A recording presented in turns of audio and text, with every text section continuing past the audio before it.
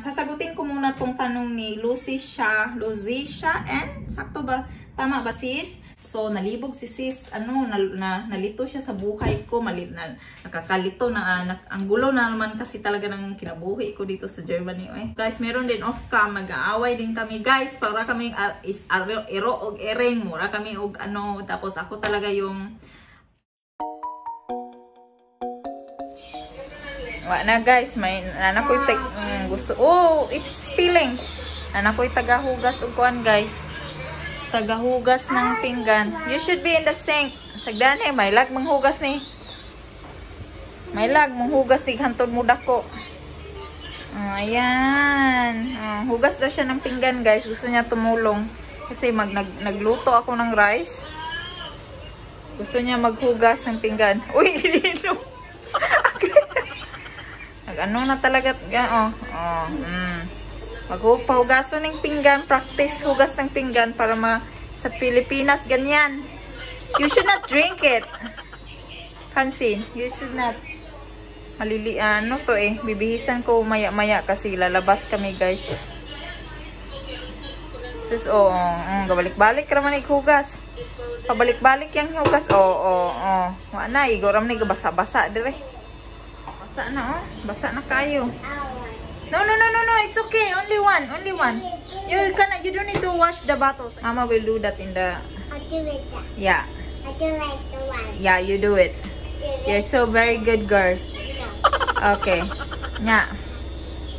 Natanggal na kayang bakterya niya. Kanina pa yan paulit-ulit, Francine. Ang basa na ba? Pero sige lang. Para minsan lang tayo bata, experience ba? Experience. Ang ingay kasi may washing machine guys, umaandar.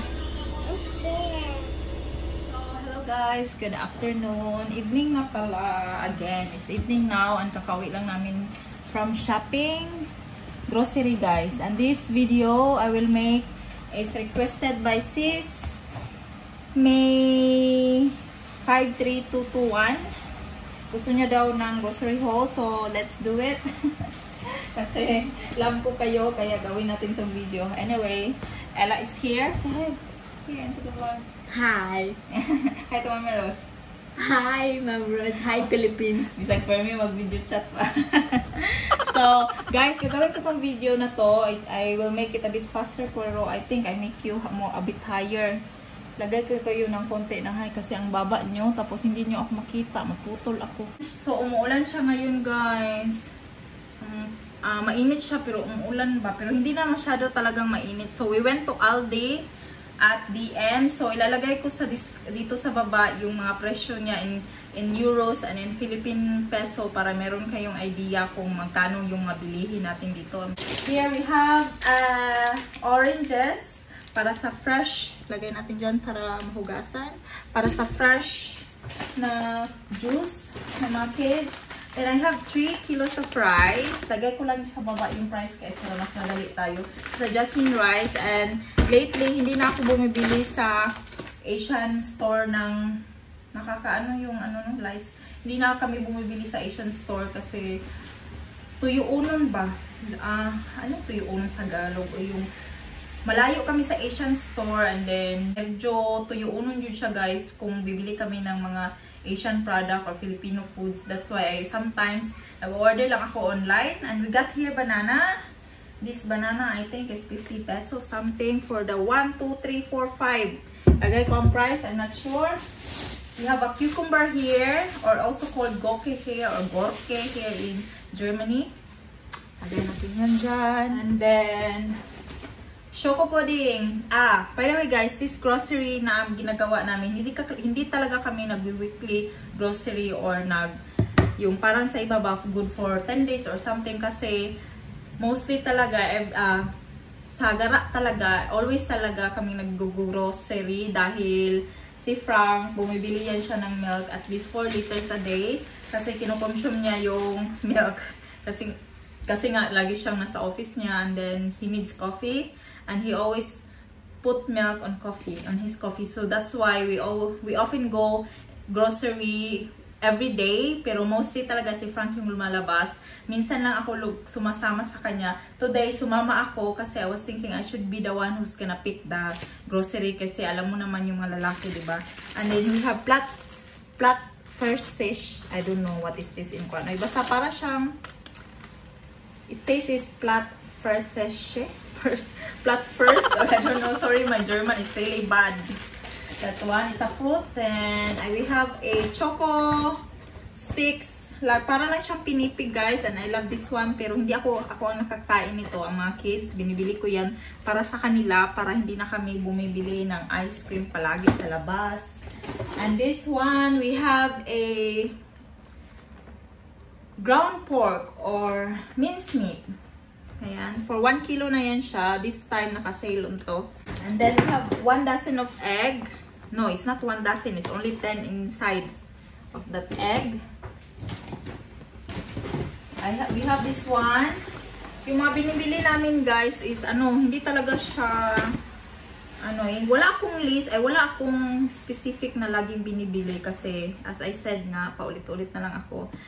We always go shopping almost every day kasi si Frank, yun nga, chika-chika. Okay. We have this, it's kuan ni siya, guys, ready to, na lang na pagkain ba? Mga lazy days or mga lazy time na ayaw kong magluto. Ito lang ginagawa ko. Minsan, nagbe-bread lang kami, nagsa-sandwich, or minsan nag-order lang.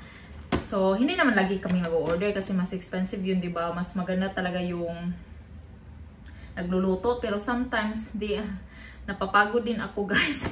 So, we have a beef roulade, render roulade, or it's a beef na meron siyang red cabbage. I love that one.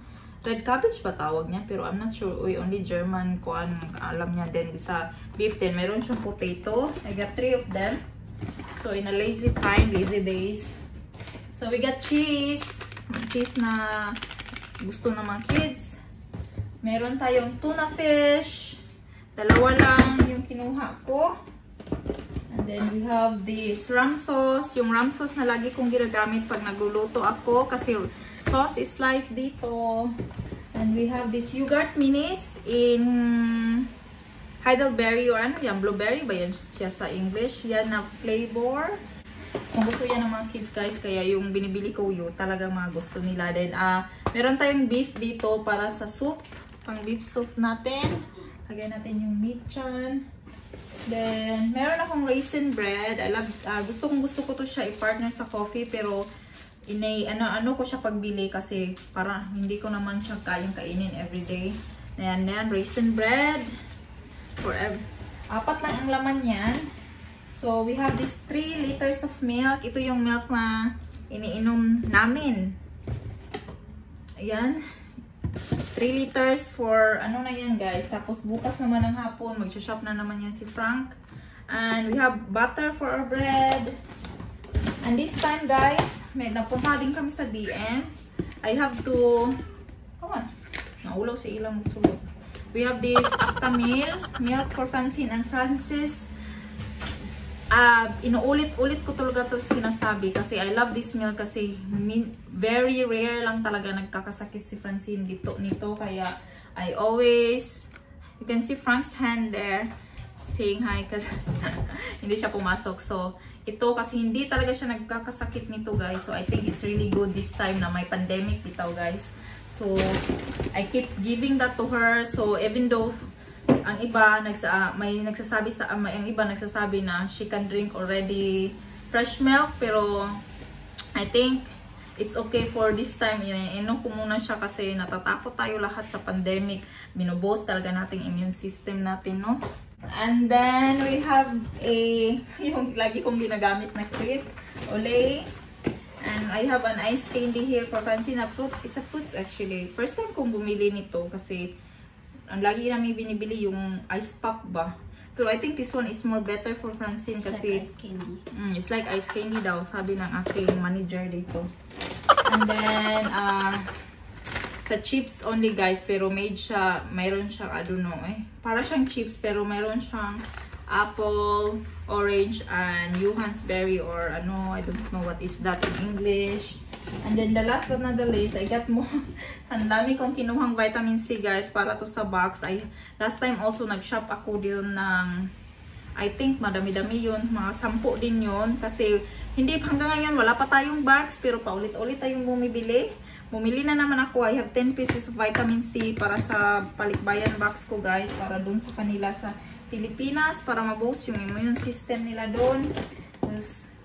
Ayan, we have 10 pieces. So, that's all na aming grocery. Hindi to siya weekly na grocery, guys. Or hindi to siya pang good for how many days.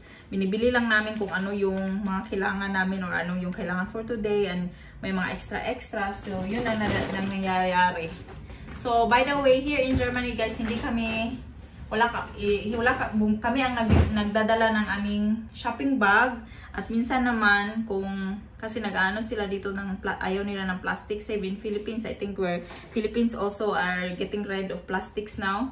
Yung plastic, hindi plastic na mga kaibigan. yung plastic ba na na shopping bag. So, ayun. So, dito sa Germany, pag wala kaming dalang shopping bag, tsaka lang kami bumili ng paper bag. So, but most of the time talaga, kasi abtik man ni si Frank, magdala yung may shopping bag na mo para sa eco, para sa environment, churba. So, that's it guys. And before I end the video, nakikinig si Ila dito sa akin. Nalingaw siya na ako, nagtanaw ko. Ay, naglingaw siya na ako, I don't need to look in YouTube. Naglingaw siya. So, she answered na sa para hindi na daw siya.